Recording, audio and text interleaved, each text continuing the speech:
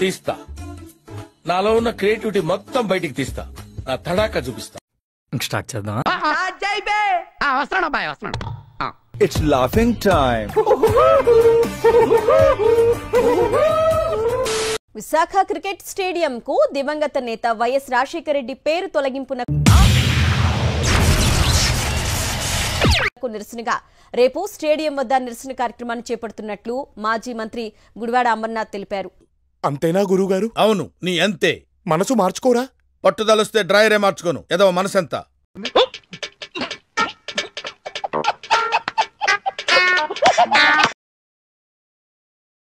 తొలగించిన వైఎస్ పేరును యథావిధిగా పెట్టాలని డిమాండ్ చేశారు.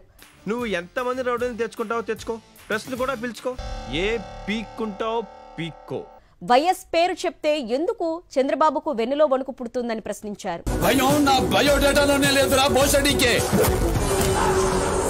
4 సార్లు సీఎంగా పనిచేసిన చంద్రబాబుకు ఎన్టీఆర్ పేరు ఒక జిల్లాకు పెట్టాలనే ఆలోచన రాలేదన్నారు. కౌంటర్ ఇచ్చావు కదరా నువ్వు.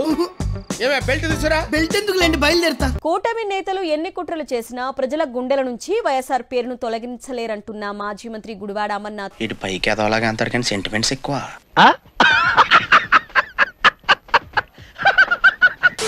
వైజాగ్ అంతర్జాతీయ క్రికెట్ స్టేడియానికి దివంగత నేత వైఎస్ రాజశేఖర రెడ్డి పేరును తొలగించారు.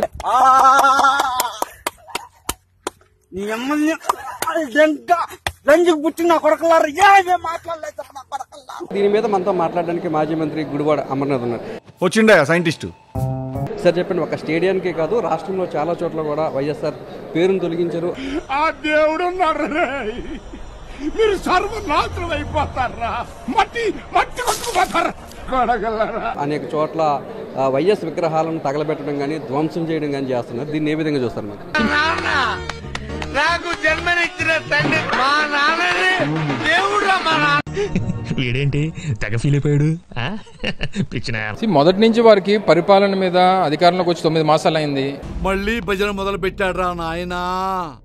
పరిపాలన మీద కానీ లేదా ఎన్నికల్లో ఇచ్చినటువంటి హామీల మీద కానీ ఏదైనా చెయ్యాలనేటువంటి తపన కానీ ఇవేవి లేవు.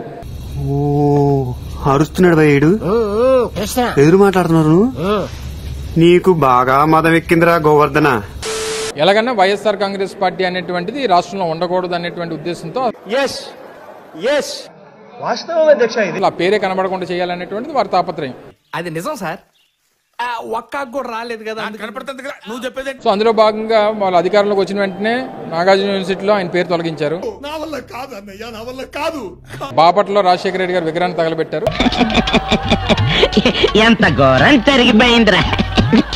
ఇలాగ అనేక చాలా దగ్గర డ్యామేజ్ చేశారు. చాలా రైతు భరోసా కేంద్రాలు అనేటువంటివి వైఎస్ఆర్ గవర్నమెంట్లో వచ్చాయి.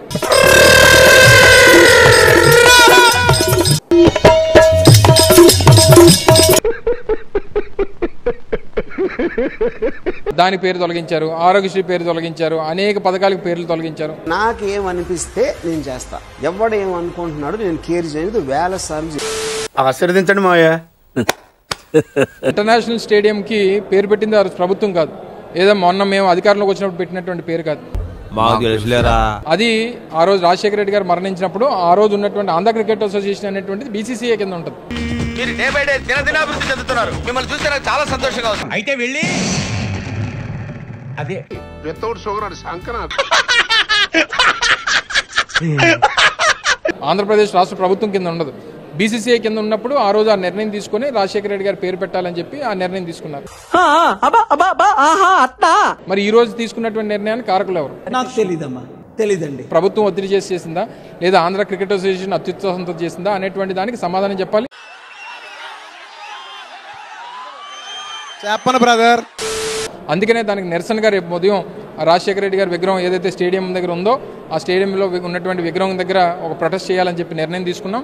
అల్లుడు నువ్వు తగ్గొద్దు, నువ్వు వెనకడుగేయద్దు, మ్యాటర్ ఏంటో తెలిపోవాలి. రేపు ఉదయం 9:30కి ఆ కార్యక్రమాన్ని కూడా నిర్వహించిపోతాం. ఎందుకు అడుగు తింటానికా?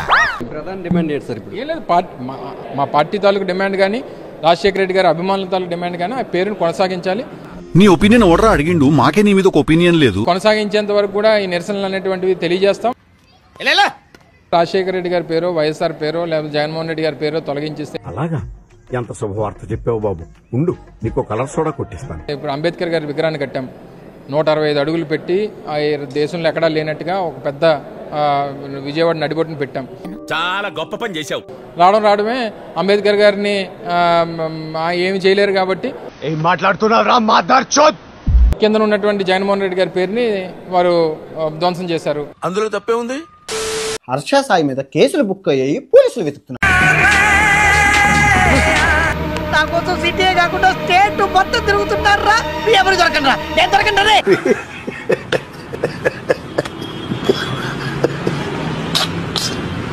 100 కోట్ల రూపాయలకి పైగా సంపాదించారు అమాయక ప్రజల్ని మోసం చేసి.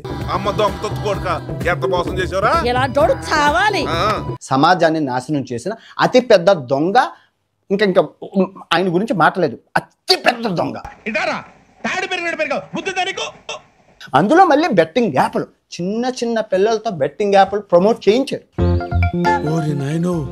వీడు ఈ టైప్ లో తగిలాడేంటి? ఏం చేసిన కర్మ అంటూ ఉంటదిగా. ఆ తర్వాత జస్ట్ 2 రోజుల్లోనే ఒక అమ్మాయి బలాత్కారం చేసిందని వీరి మీద కేసు పెట్టింది. దేశం వదిలి పారిపోయాడు. చేది నమ్మ బతుకు బురదలో పంది బతుకుతుంది, నువ్వు బతుకుతున్నావు ఎందుకురా? ఎదవన్నారు ఎదవ. ఈ చేత్తో చేసిన సహాయం ఈ చేత్తో తెలియకూడదు. అది మన భారతదేశ సంస్కృతి. కరెక్ట్, ఇది కరెక్ట్ గా చెప్పావయ్యా. సహాయం చెయ్యకపోయినా పర్వాలేదు కానీ నేను ఎవరిని మోసం చేయలేదు.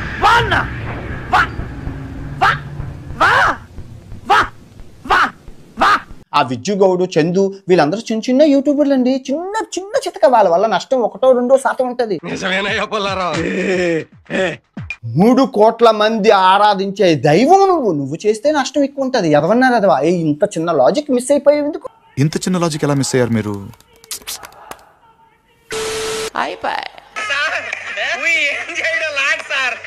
ఈ కార్యక్రమం ఇంతటితో సమాప్తం. రేపు ఇదే అలవాట్లపై మళ్ళీ కలుసుకుందాం. అంతవరకు సెలవా మరి. నా ఛానల్ పేరు గుర్తుందిగా? Please like, share, subscribe.